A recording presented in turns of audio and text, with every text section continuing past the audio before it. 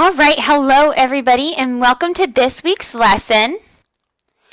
So this week's lesson, we're going to kind of go over a little bit more about characterization, specifically the protagonist versus antagonist, and like indirect versus direct characterization. I know we have gone over this before, but some of you are struggling with this concept, so I thought I would just kind of get into this a little bit more and show you some examples from some of the different texts that we've been reading. So what is an antagonist? This is the character in the story that opposes the main character. For example, like the Joker or Voldemort or Dr. Evil. Now the protagonist is the main character of a work of fiction. Mostly we see like Batman, Harry Potter, and of course Austin Powers. Now what's interesting about these protagonist and antagonist characters is that if this was like a main story about like a bad guy, like for example like in Maleficent, she's the protagonist, right? And it could be reversed. It just depends on the point of view. So just so that you're aware. Okay, so what? This all has to do with characterization.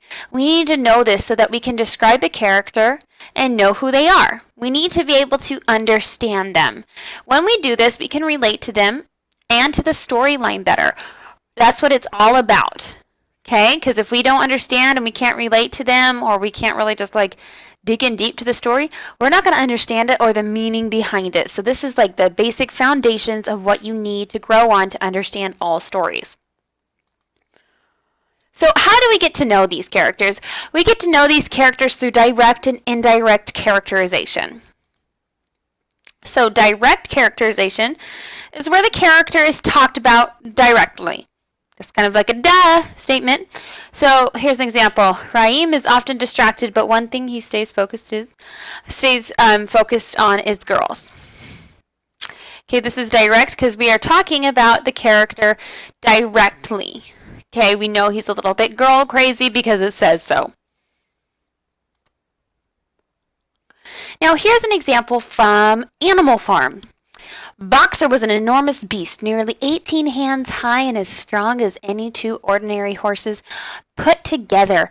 Now this is a direct characterization because it's telling us how big he is, and it's being very direct, very explicit about it.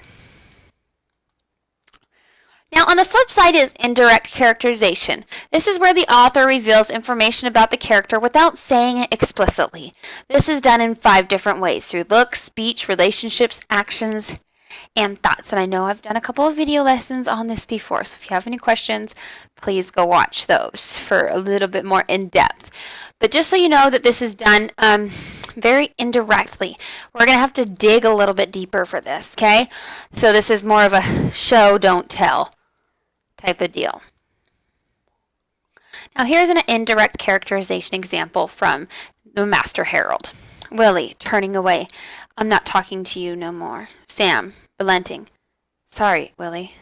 Willie, it's finished between us. Sam, okay, I'll stop.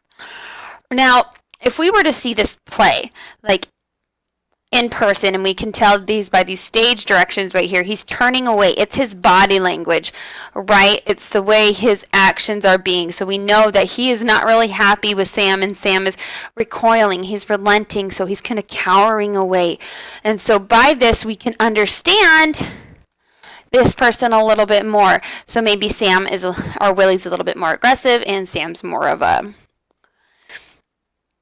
character that just kind of goes into his own. I'm trying to think of the word, but it's escaping me right now.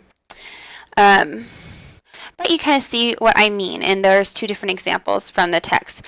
So why does this all matter?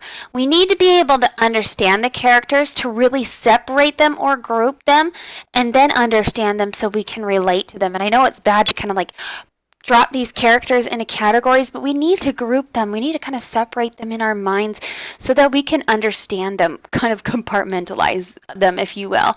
And it's all about making a connection, just like this little picture right here, to ourselves and to the real world. Okay, we cannot understand a work of literature a math problem or anything, unless we can relate to it, unless we make that connection, you are going to be able to understand your life and who you are better if you're making a connection with what you're doing. That's what you should be doing at school. How does this apply to me? Answer the question, so what? Okay, and you should always be able to answer that question. And when it comes to characterization, you need to understand these characters, both in directly and indirectly, so that you can answer the question, so what? So you can understand the literature better. And a lot of you struggle with that. So I think doing these foundational steps is going to help you in the long run. Okay, so today's keyword is paperclip. Paperclip.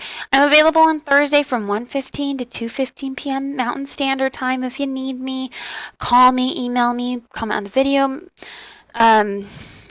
Just get a hold of me, and I'm here to help you, especially as the semester is winding down. I hope you guys have a great, wonderful day.